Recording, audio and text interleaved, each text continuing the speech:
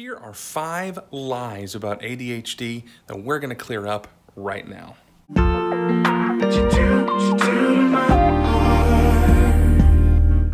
Guys, welcome back to the That Dad Zach YouTube channel. If this is your first time, I personally want to welcome you and thank you for joining us. You're part of the family now, so feel free to hit that subscribe button and make sure to jingle the little bell so you don't miss out on new content every Saturday. Today we're going to be tearing into 5 myths about ADHD. Think you're going to be encouraged? I know I was. Let's check it out. Myth number 1. All kids with ADHD are hyperactive.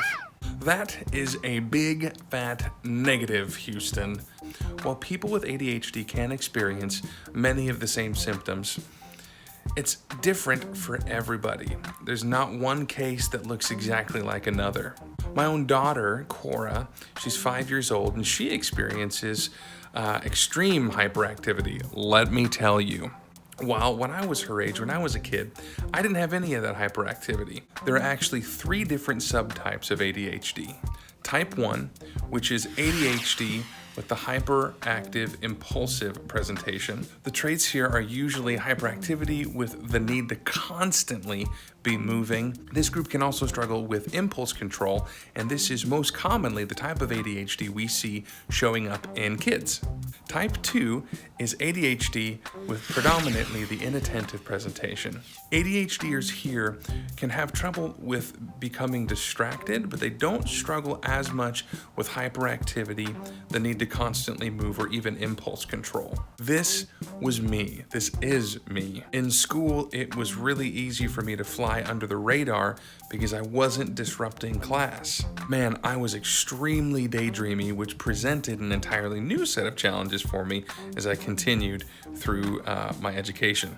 Type 3 is the ADHD combined presentation, where you are getting the best of both worlds here. We've basically taken all the things and dumped them into a giant bowl and mixed them all around crazy like. ADHD myth number 2. Only boys have ADHD. The truth is that ADHD is diagnosed in boys more often because boys more commonly present with the hyperactive, impulsive presentation. In girls, symptoms may present themselves differently than in boys. More commonly, not in every scenario, but more commonly, girls don't have the hyperactivity or impulsive behaviors that the boys will. Now, in Cora's case, she does have the hyperactivity and the impulsive behavior. So that, as you can see, this is a perfect example of where the box doesn't fit quite right. Generally, girls tend to lean a little bit more towards the daydreamy side of things. The challenge here is that because girls tend to lean towards the daydreamy type of ADHD, the inattentiveness, you can kind of fly under the radar and go undetected, undiagnosed, and that can really present some challenges. ADHD myth number 3. Kids with ADHD will eventually outgrow it. The simple fact here, guys, is that ADHD is a lifelong thing. Most ADHDers simply learn how to manage their symptoms, learn how to utilize and tap into the strengths of their brain. But that's very different than growing out of something. You are learning how to leverage the superpowers that your brain is designed with. Superpowers like hyperfocus, anyone? Come on, somebody. I want to stress again, it's important to recognize that learning how to manage symptoms, learning how to leverage your brain's strengths is different than growing out of it. ADHD myth number 4. ADHD is not a real thing.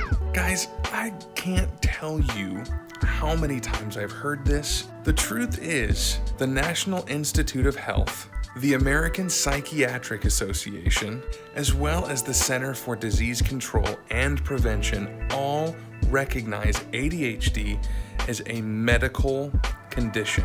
ADHD is actually caused by the differences in brain anatomy and wiring. There was a study done in the fairly recent past that claims the basal ganglia, which is the part of the brain that controls emotions, voluntary movement, and cognition, is actually underdeveloped and may in fact be a little bit smaller than the neurotypical brain.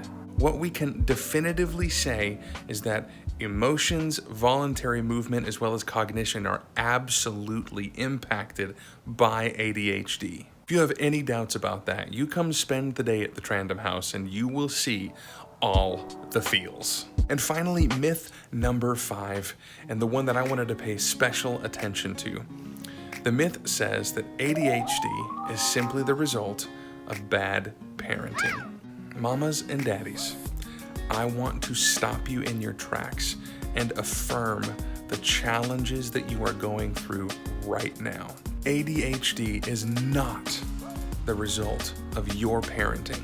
ADHD is your child's brain being wired differently than everybody else, which is in so many ways amazing, but also in many other ways extraordinarily challenging. So what does that mean? That means that it's not your fault when your child melts down and goes into a screaming rage in the middle of the grocery store. Through all of the slaps and pushes and name calling, through all of the tantrums, every bit of it, it is not your fault. And I want to silence the voices that would tell you that you're a terrible parent and what you're seeing is the result of that terrible parenting, because that is a flat out lie. It's going to be a struggle. We're right there with you. I love doing videos like this, but don't for a second think that we have it together, not even close. We are struggling right alongside you, and I would love to encourage you. My family and I would love to encourage you in any way that we can. In fact, I would love for you to send us an email.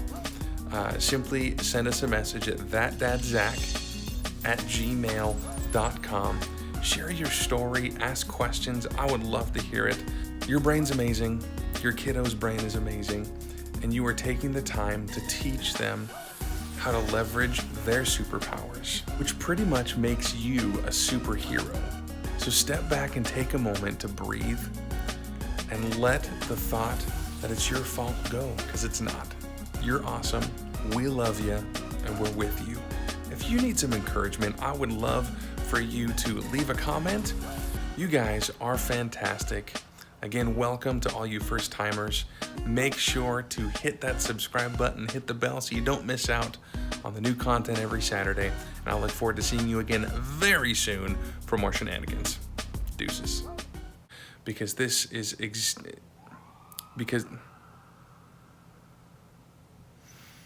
why did I leave the window open? Because it's warm up here and stuffy and I don't want it to stink. But now there's police officers catching the bad guys.